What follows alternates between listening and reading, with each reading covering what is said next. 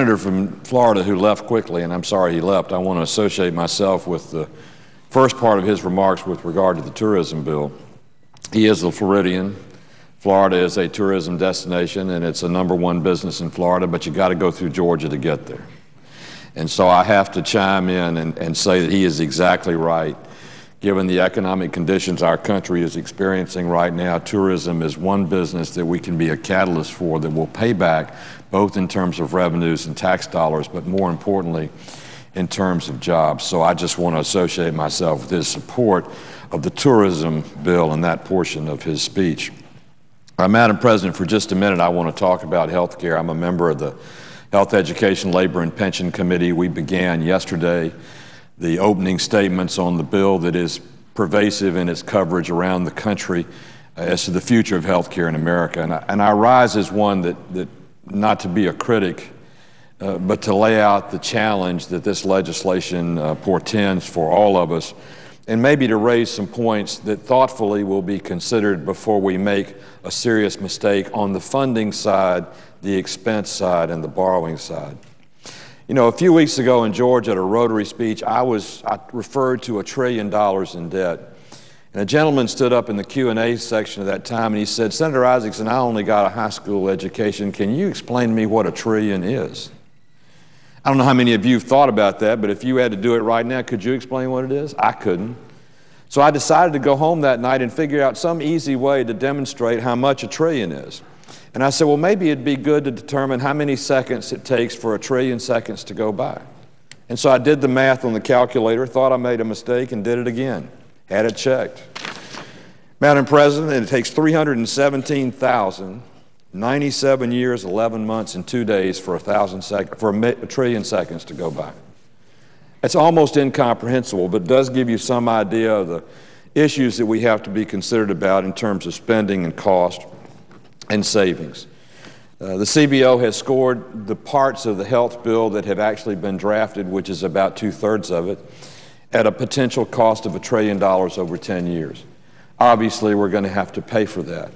And there have been some discussions in the last few days of suggested pay-fors, but I wanted to discuss for a minute how we have to be very careful not to use words as a pay-for that in fact only move obligations around. For example, President Obama, for whom I have great respect, said to the Medical Association on Monday that one of the pay-fors by having public coverage for everybody would mean there would be no indigent patients, therefore everybody would be getting paid for their services, and that would save us $11 billion a year in DSH payments, which are disproportionate share of treatment, which charity hospitals in New York and Atlanta get through Medicaid because they take a disproportionate number of indigent patients. There's only one flaw in that analysis. Yes, we might not appropriate $11 billion a year for disproportionate share anymore, but we're not doing it because we're raising Medicaid coverage to 150% of poverty and providing health insurance through a public plan. So the cost remains the same. It just moves from a cost to pay charity hospitals for disproportionate share to a cost of providing the coverage through Medicaid or through the private plan. And the unintended consequence of removing disproportionate share would be taking the economic model through which charity hospitals are financed and turning it upside down. Because in my city of Atlanta, for example, where Grady Hospital exists, and Grady's gone through a reformation, we've created a foundation, we've done everything we can to save the hospital, but it gets a tremendous part of the DSH payment from Medicaid for disproportionate share. Because it takes a disproportionate number of the indigent patients because private for-profit hospitals won't. But if for-profit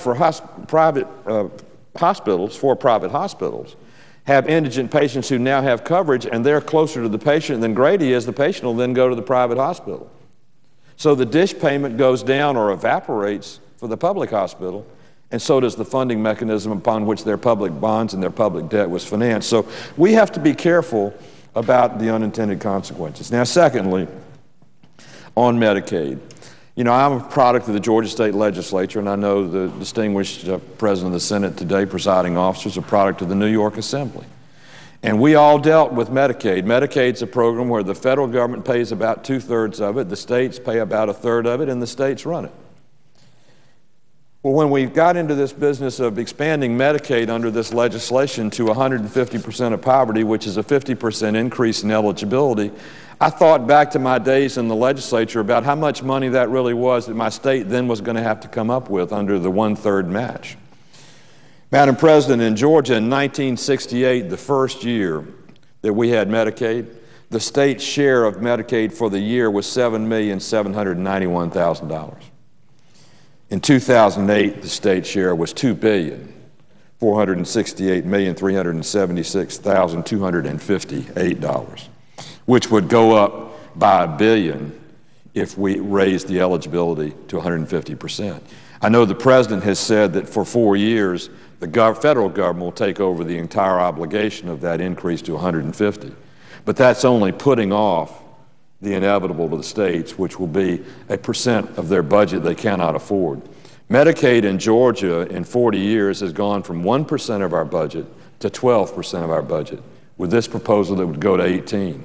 And we must remember the economic stimulus bill, a significant amount of that money was Medicaid money to go to the states to fund what is already an existing shortfall. So I come to the floor to say this. I am for every goal of the preamble of the health care bill that's been introduced in health. I want to make policies more affordable, coverage more pervasive, access easier, and I want to lower costs. But as the Chairman Dodd said yesterday in the committee, history won't look favorably on you if you don't do something because it's hard. And he's right. But neither will history look favorable upon you if you do something easy when it's hard. This is hard work, and we can't take the easy way out to pile debt on the people of the United States of America. So hopefully we'll thoughtfully consider these ramifications I've discussed and others and move forward with a health proposal that we can pay for and that accomplishes its goals, rather than an easy answer that puts us in a desperate situation as a country and ultimately takes us to an economic demise in this country. So, Madam President, I appreciate the time, and I'll yield to my colleague from the great state of Arizona. Madam President. Senator from Arizona. I say I